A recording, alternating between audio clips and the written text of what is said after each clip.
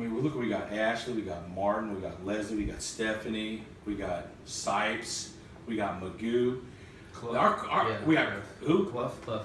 Hammer. Well, Clough. No, I'm joking. But you know what? All these young people doing it the right way. Where I know we've seen the past, right? We see it. And Dylan, doing it the right way. You know how many people are going out and getting snockered drunk tonight when they turn 21? Martin, Ashley. I mean, the same people.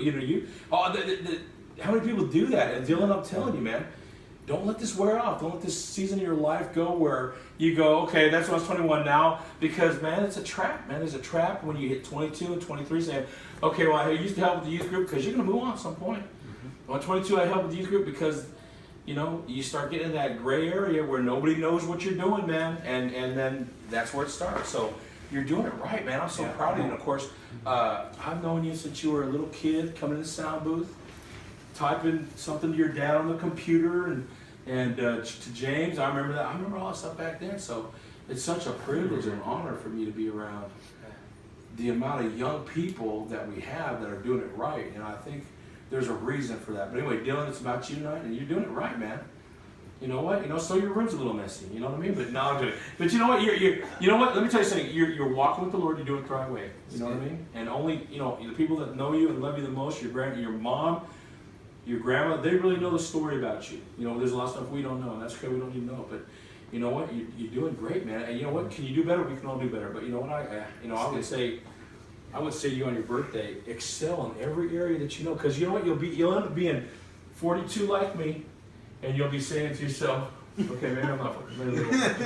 You'll be like me saying, I could do so much better now at this age. There's so many things I could do better at. If I would have done them when I was your age, I would be so much further than I am now. And I think when we get and stand before God, it's never going to be comparing us to other people. It's always comparing them that if you would have obeyed God throughout the years, you would have been all at this point. But because you didn't and you kept stepping off the path and not listening to them, you never made it to your full potential. So I'm saying, make it to your full potential in every little thing. Your room or your whatever, your savings, getting ready with your savings account and your money and being wise and all that. Start pulling that all in order, because you got a future, man, and you got things that are going to happen. Anyway, I'm really proud of you. You guys want to say something? All right, I'm gonna jump in. No, love you, bro. It's I've seen a lot of people come and go. I mean, I've only been a youth pastor for going in 4 years in January, but I've been around, in and around ministry my whole life, and I've seen so many people, man, that have just come in and done and they do a great job, and then 2 years later, you don't ever see them again. Hey, what happened to this guy? Or what happened to her? And I'll just tell you, man, we're surrounded. Me and my wife are surrounded by some people that really love the Lord. And so I just want to encourage you, man. I know you make mistakes and you're hard on yourself, but dude, just pick yourself up, man. Keep going. The Bible says a righteous man falls 7 times, but he gets back up. And so, man, just stay encouraged, bro. You're doing an excellent job. And the seeds that you're planting in these students, man, I'm telling you, they're things that are taking root in their life, and they're going to be 20 one day, and they're going to get married and have kids, and they're going to remember that somebody older than them took out the time to just be a part of their life. And so, man, I just encourage you, bro. You're doing an excellent job, and just keep doing a good job, okay? You're an excellent role model, okay? You have a childlike heart, man. You treat these kids, even us, and you come in with a very different perspective. And so you're very relational with these students, man. You know where they are, where they're coming from. You see, I think, the coin from a different side than we do. And so, man, just be edified, okay? Yes, sir. All right, man. We'll pray for you. Anybody? Anything, Martin? Sam? Anybody?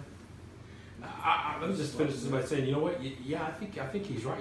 You've got such an innocent it's so cool to see you come in, and you can see a lot of these young girls are gravitating towards you, like you can see like an older brother, man. I mean, you see the ones that want to sit by you in church and all, and they just, so that's really important to them. It's a real big thing. And so I think it's just so cool that you're in here. And I'm gonna tell you this right now. I know there's people where have you been? I haven't seen you on there again. I'm not gonna do that to you, man. I'm gonna keep track of you. When you leave the youth group, I'm gonna be in your business, man. I'm gonna say, what's going on with you? Where are you? I'm just gonna stick with that because I feel I should have done that to some of these other kids, but I'm gonna stay involved in their life. I'm gonna stay involved in your life, man. Make sure that I know what you're doing at all times. Martin, what do you got?